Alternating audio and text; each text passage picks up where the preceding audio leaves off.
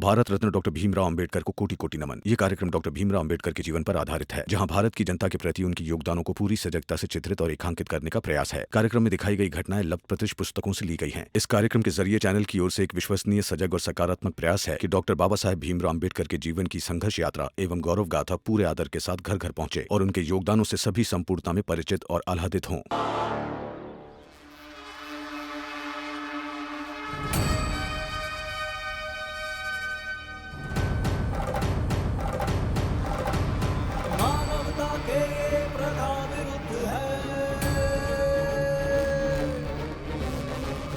शुद्ध तो है पर मन न शुद्ध है।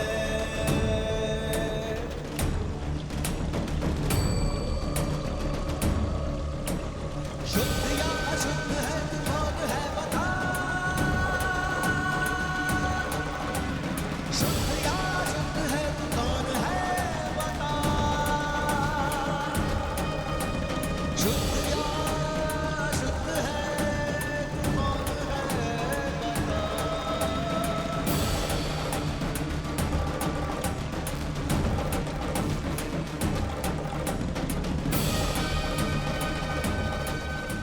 शर्त के मुताबिक अगर कुछ करना ही है तो मुझे एक बार गले लगने दीजिए। शुद्ध या अशुद्ध है तू कौन है बता।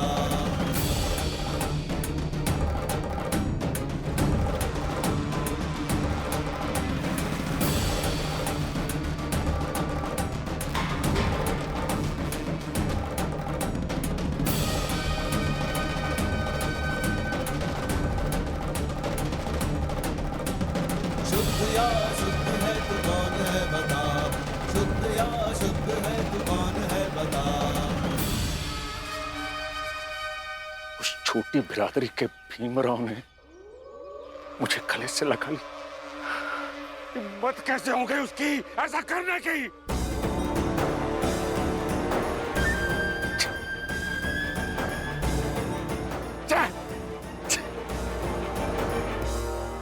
घृणा आ रही है मुझे, घृणा हो रही है मुझे अपने आप से। मेघनाथ जी, भीमराव ने आपको गले लगाकर पाप किया है, पाप, और उसकी सजा आप उसे जरूर दीजिएगा। गले कैसे लगा सकता है वो? यही तो मैं भी सोच रहा हूं तब से। अरे मांग नहीं था तो जान मांग लेता, सिर काट कर रख देता उसके सामने। गले से नहीं लगाना चाहिए था मुझे।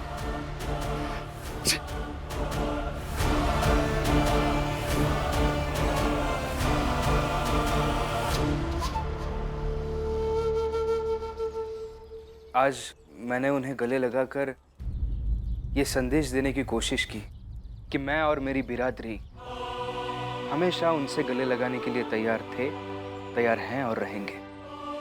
हमारे मन में उनके प्रति कोई नफरत नहीं है। ये सब करके मैं बहुत खुश हूं, विजयी होने जैसा महसूस कर रहा हूं। अरे वाह,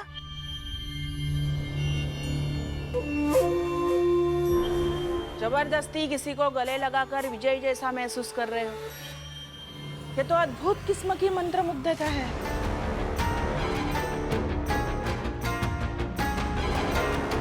आप नहीं समझेंगे, और वैसे भी आपसे बहस करके मैं इस अनुभव की महत्ता कम नहीं करना चाहता। अब जाइए। कहीं नहीं जाएगी आई। और ऐसा क्या अनुभव मिला तुम्हें, बताओ। क्योंकि मुझे भी यही लगता है कि तुमने जबरदस्ती मेघनाथ को गले लगाया है। मुझे भी लगता है। बताओ भीमराव, ऐसा क्या महान काम कर लिया तुमने? पहली बात तो यह है कि मैंने किसी व्यक्ति को गले नहीं लगाया। मेरे लिए मेघनाथ जी सिर्फ एक व्यक्ति नहीं है, बल्कि ऊंची बिरादरी के दंभ के प्रतीक है, गुरूर के प्रतीक है, ऐसी सोच के प्रतीक है जो हमें कायम पीड़ा देना चाहती है।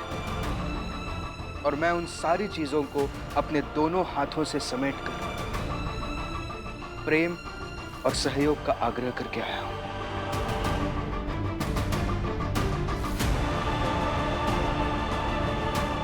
अब ये भी आप सबको बड़ी बात नहीं लग रही है तो क्या ही समझाऊं मैं आपको। लेकिन मेरे लिए ये बहुत बड़ी बात है।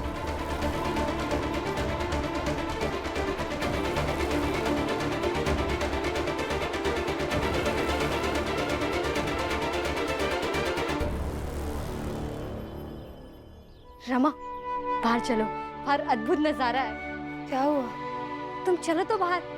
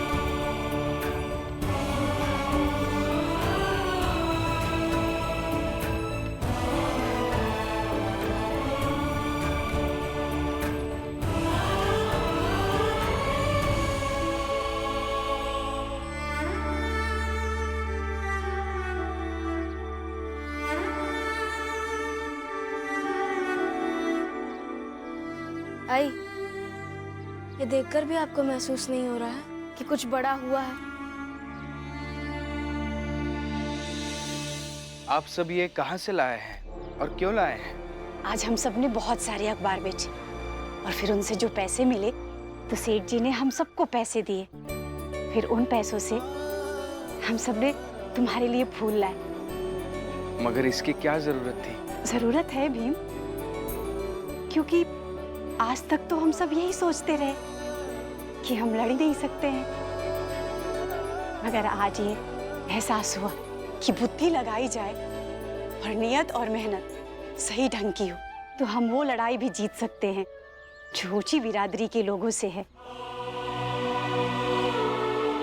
जैसे आज ऊंची बिरादरी से लड़ी गई अखबार वाली लड़ाई हम जीत गए।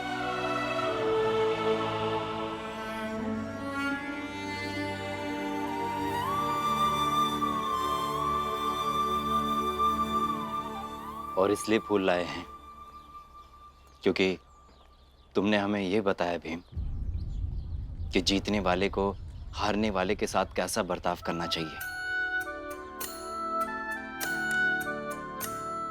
हारने वाले को अगर जीतने वाला ये एहसास दिला दे कि वो विजेता है, वो जीत गया है, तो उसकी जीत 2 कौड़ी की हो जाती है।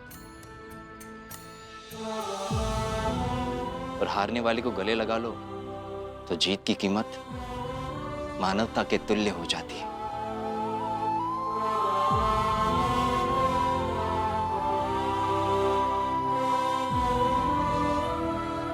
लो बेटा, सबसे फूल ले लो। ये फूल तुम्हें जीवन भर याद रहेंगे कि दूसरों के मन में जीतने की हिम्मत देना और हारने वाले को गले लगाने के बदले हमेशा फूलों में लिपटा हुआ सम्मान ही मिलता है। ले लो बेटा, ले लो।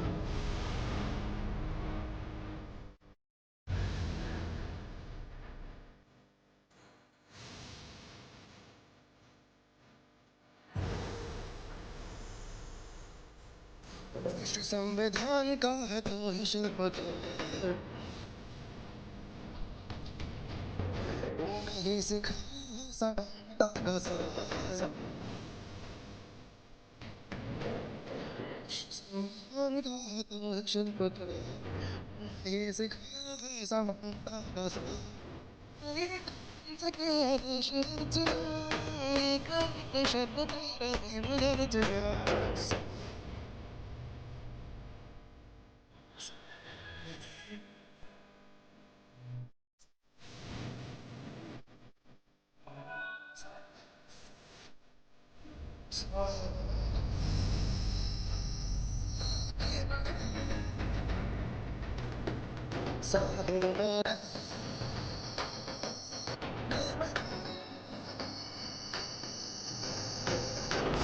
साहेब मेरे भीमराव, साहेब मेरे भीमराव, साहेब मेरे भीमराव, साहेब मेरे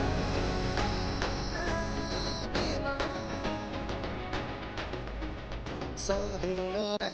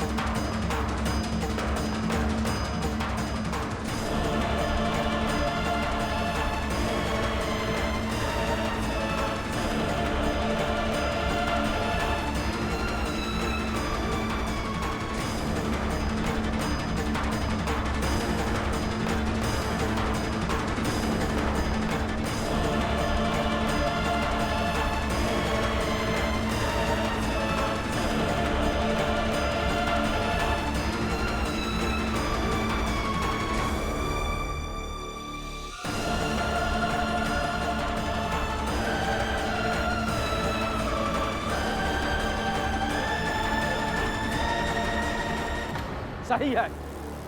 अब तुम्हारी जिंदगी भीमराव अब से दो हिस्सा में बट जाएगी। एक तरफ रहेंगे ये बिखरे हुए फूल और दूसरी तरफ कांटे जो हम तुम्हारे रास्ता में बिछाएंगे।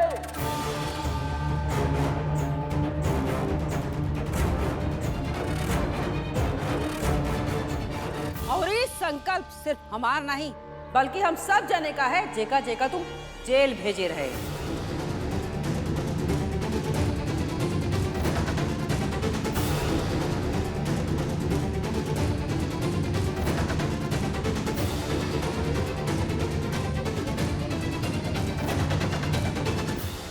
भीमराव, अब हमारी और तुम्हारी जिंदगी एक दूसरे से दुश्मनी निभाए में बीतेगी। कहे कि अब तो तुम चाहे जो कर लो, लेकिन हम कबाऊ भी तुम्हारे नहीं होंगे और ना ही किसी और को तुम्हार होए देंगे।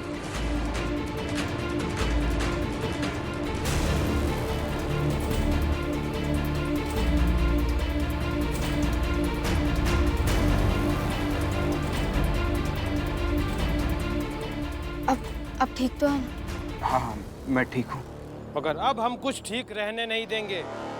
लिख कर समझ कर रख लो भीमराव। किसी की हैसियत है जो मेरे पति को ठीक नहीं रहने देंगे?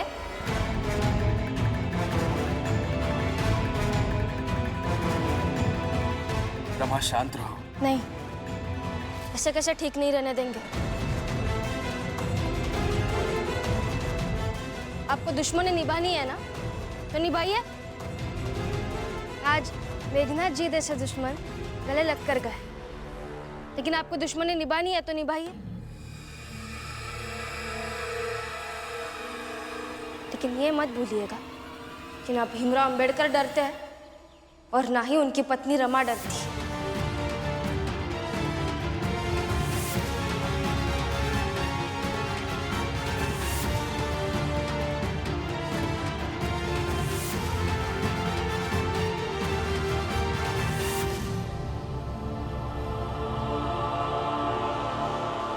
सुनाई दिया कि 2-4 बार और कहूँ तब सुनाई देगा। ए रमा, तू तो खाली 4 बार कहे को राजी है ना, लेकिन हम तो एक बार में कहते हैं कि तुम्हारे पति भीमराव से एक पूरा बदला लिया जाएगा और सूद समेत लिया जाएगा।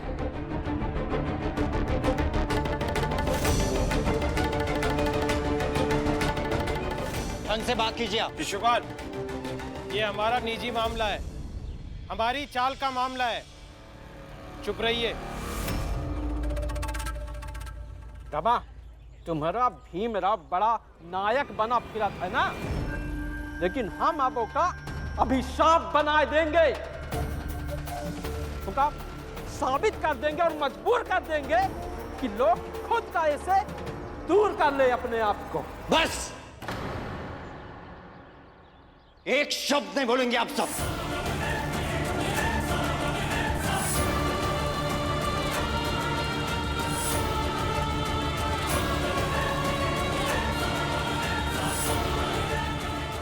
भूला नहीं हूं मैं मारपीट करना। और भीमराव सिर्फ आपकी बिरादरी का नायक नहीं है, हमारी बिरादरी का भी है।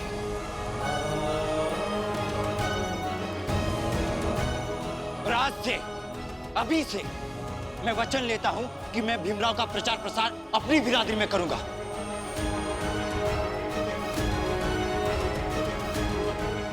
और नायक सिर्फ ये आपकी बिरादरी का नहीं, बल्कि हर बिरादरी का होगा।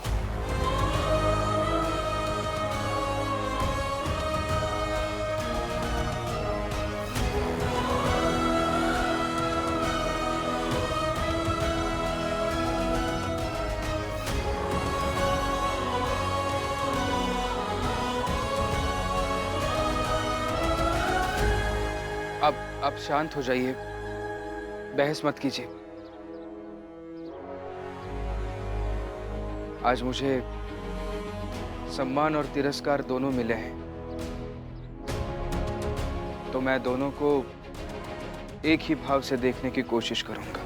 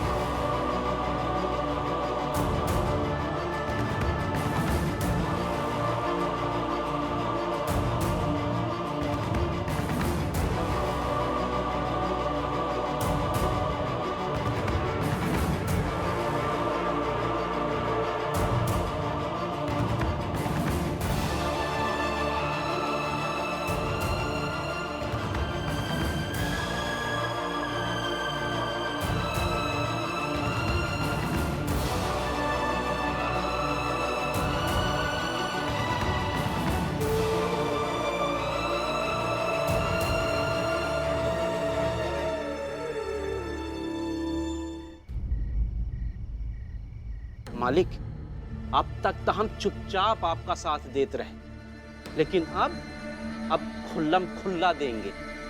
हाँ मालिक, आज से भीमराव हमारा दुश्मन है।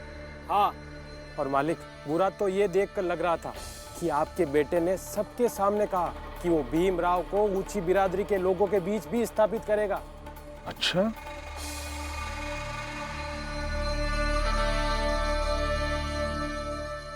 शिशुपाल,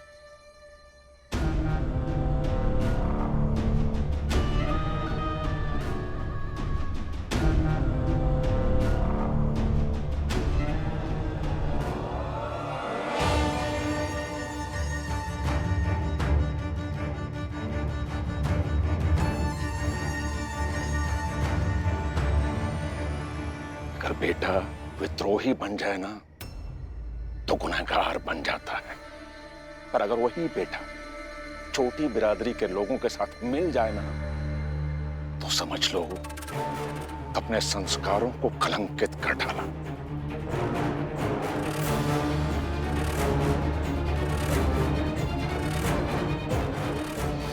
और अब अगर तू उस भीमराव को हम ऊंची बिरादरी के लोगों में स्थापित करेगा तो बिरादरी, समाज, मानवता, ईश्वर, सबके सब इन सब का अपराधी बन जाएगा तू। अरे इतिहास में लोग गालियां देंगे तुझे, थूकेंगे तेरे मुंह पे। पता नहीं आप किस इतिहास की बात कर रहे हैं, मगर मैं एक इतिहास देखकर आया हूं। कुछ लोग एक व्यक्ति को फूल दे रहे थे, कुछ लोगों ने उसके हाथ पर पत्थर मारकर उसके फूल गिरा दिए।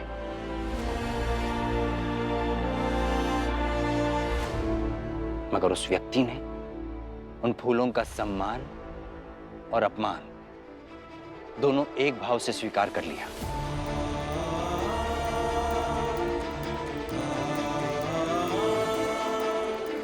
उस व्यक्ति का नाम भीमराव अंबेडकर है।